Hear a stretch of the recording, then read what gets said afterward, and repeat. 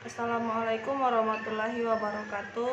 Baik, di sini saya akan menampilkan video saya PowerPoint tentang perlindungan lingkungan maritim, di mana di sini saya mengambil judul tentang kebijakan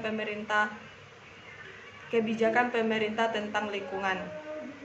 Sebelum saya melanjutkan presentasi saya akan memperkenalkan diri terlebih dahulu. Nama saya Isal Masih, NIT 19-175-40-30-18, Prodi KPNK. Di sini ada yang pertama, upaya pengelolaan lingkungan hidup di Indonesia. Salah satu hal yang harus menjadi perhatian adalah tinggi tingkat pencemaran lingkungan, seperti pencemaran tanah yang diakibatkan oleh pembuangan sampah yang sembarangan.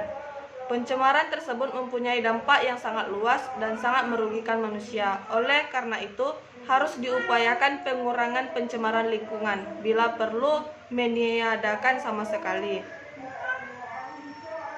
Untuk mengatasi tingkat kerusakan lingkungan, berbagai upaya yang telah dilakukan guna meminimalisir dampak kerusakan tersebut, antara lain: yang pertama, membuat AMDAL atau analisis mengenai dampak lingkungan. Yang kedua, melaksanakan pembangunan yang berwawasan lingkungan. Yang ketiga, menerapkan prinsip pemeliharaan daya dukung lingkungan dalam pengelolaan sumber daya alam. Yang keempat, menerapkan pengelolaan limbah secara benar. Tujuan dari pengelolaan lingkungan hidup yaitu: yang pertama, tercapainya keselarasan. Yang kedua, terkendalinya pemanfaatan sumber daya secara bijaksana. Yang ketiga, terwujudnya manusia di Indonesia sebagai pembina lingkungan hidup. Yang keempat, terlaksananya pembangunan berwawasan lingkungan untuk kepentingan generasi sekarang dan yang akan mendatang. Yang kelima, terlindungnya negara terhadap dampak kegiatan di luar wilayah negara yang menyebabkan kerusakan dan pencemaran lingkungan.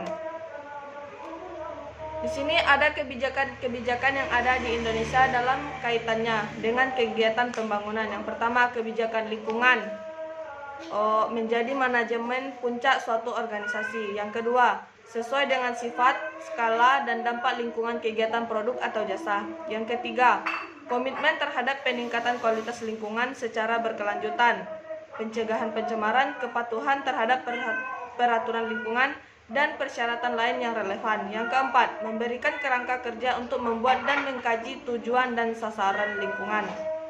Yang kelima, didokumentasikan, diterapkan, dan dipelihara dan dikomunikasikan kepada semua karyawan. Di sini ada juga beberapa kebijakan lingkungan yang ada di dunia, khususnya di Indonesia, antara lain: pertama, kebijakan internasional. Yang kedua, perubahan kebijakan nasional. Yang ketiga, kebijakan nasional lingkungan. Yang keempat, pengelolaan lingkungan dan yang mengatur undang-undangnya. Ada yang Undang-Undang Nomor 23 Tahun 1997 Pasal 4. Yang kelima itu pelestarian lingkungan. Yang keenam, perlindungan lingkungan. Yang ketujuh, pertimbangan izin. Yang kedelapan, hak masyarakat dalam lingkungan. Yang kesembilan, hak dan peran serta masyarakat. Yang kesepuluh, grand politik. Di sini ada manfaat pengelolaan dan kebijaksanaan lingkungan di Indonesia. Yang pertama, memberikan petunjuk bagi pelaksana kegiatan sehingga tidak mengakibatkan terjadinya kerusakan lingkungan. Yang kedua, menjadi dasar bagi pembangunan di Indonesia. Yang ketiga, mengurangi bahkan meniadakan pencemaran lingkungan. Yang keempat, menjadikan lingkungan sebagai tempat menempuh kehidupan yang tentram dan sejahtera.